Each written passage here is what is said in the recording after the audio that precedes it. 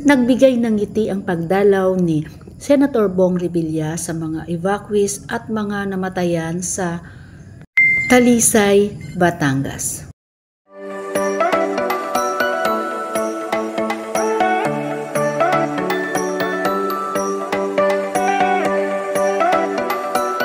Basta laban lang tayo. Ganyan talaga ang buhay. May mga pagsubok na dumarating pero malalagpasan natin.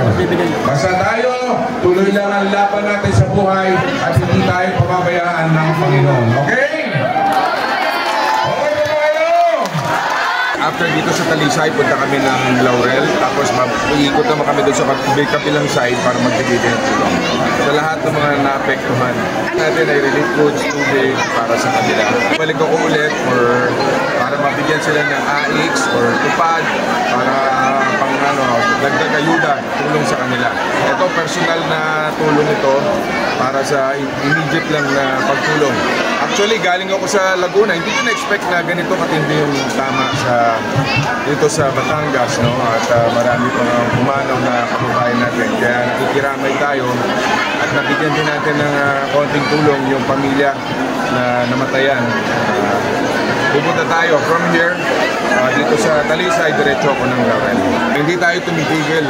Yan ay aking panata. No? Panata sa Diyos at panata sa tao na gagawin ko. Hanggat kaya nating maabot yung mga tao na nangangailangan ng tulong, aabutin po natin.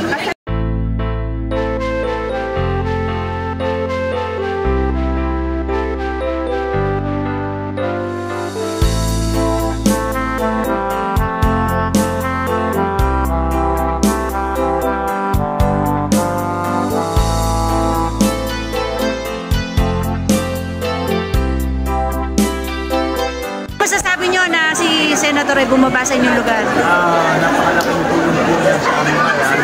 Una, nabigyan nila ng lakas na ito. Pag namin kasi Senator ng mga kababayan natin ay biglang naging masigla sila. Malaking tulong po yun para naman mabawasan ang kanilang ulat at kailangan